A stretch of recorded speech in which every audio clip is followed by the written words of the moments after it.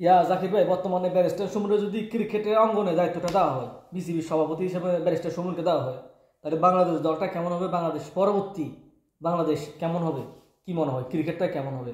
আমি মনে করি ব্যারিস্টার সুমন যেভাবে এগিয়ে যেতে পারতেছে, ব্যারিস্টার সুমন গুলো অনেক জ্ঞান বুদ্ধি আছে, প্রতিটা যে কোনো কাজ করলাম ব্যারিস্টার সুমন গুলো একদম সফল করে সারে। তো আমি মনে করি ব্যারিস্টার সুমনকে দায়িত্ব দিলে যেহেতু খেলার অবস্থা আছে এখন, যে দলটা যে অবস্থা আছে বাংলাদেশের দলটা, তা আমি মনে করি অনেক উপরে যেতে পারবে। হ্যাঁ, ঠিক। আর এখানে বিশেষ করে এখানে দেখবেন কি, এই যে টিকেটের মধ্যে, ফুটবলের মধ্যে বাংলাদেশে প্রতিটা খেলার মধ্যে দুর্নীতি আর দুর্নীতি, এই দুর্নীতির কারণে টিকেটের যারা মেইন মানুষজন আছে তারা কোনো টাকা পয়সা পায় না, তারা পেলাম দুর্নীতির কারণে অবস্থা খুব খারাপ অবস্থা। তো এই যে মনে হয় ব্যারিস্টার সুমনের দায়িত্ব যদি আপনারা মনে করেন, ব্যারিস্টার সুমনের দায়িত্ব কমিটির মধ্যে বলবেন, আর ব্যারিস্টার সুমনে কি কি কাজ করতে পারে আর কি কি কাজ করলে ভালো হয়। তো আপনারা ব্যারিস্টার সুমনের কি চান ওই যে বিসিবি দায়িত্ব পাক?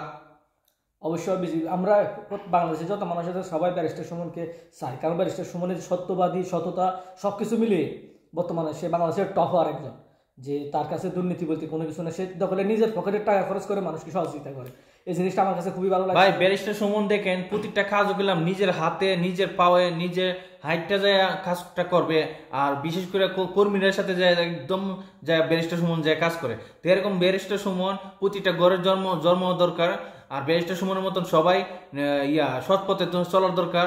ব্যারিস্টার সুমনের যেমন পকেট থেকে টাকা দিয়ে খরচ করে দেশের জন্য, তো এরকম প্রতিটা ব্যারিস্টার সুমন ওয়া পকেট থেকে টাকা খরচ করার দরকার। তো বাংলাদেশটা আরো অনেক উন্নত হবে, আর এরকম দুর্নীতি বন্ধ হবে।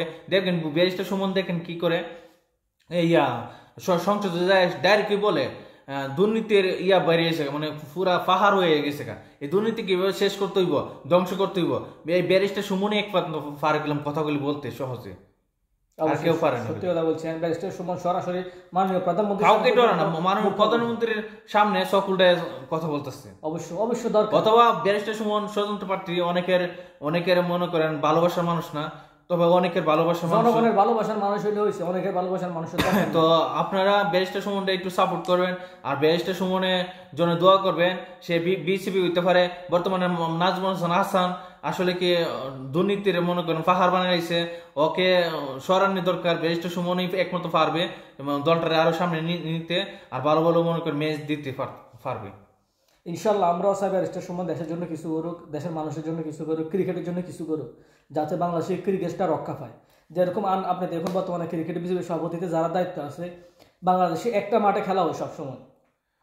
এত বড় একটা দেশে মাত্র শুধু ঢাকা সিটি, চট্টগ্রাম, সিলেট ছাড়া আর কোন জায়গাতে কোনো খেলা হয় না। আমি মনে করি ব্যারিস্টার সুমন যদি দায়িত্ব পা, প্রতিটা জেলাতে 2টা করে মাঠ বানাবে, 2টা করে মাঠ ভাই।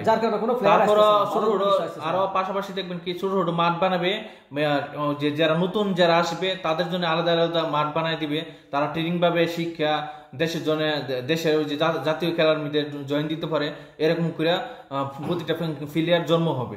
ব্যারিস্টার সুমন যদি দায়িত্ব পায়, আশা করি এই কাজটি করবে।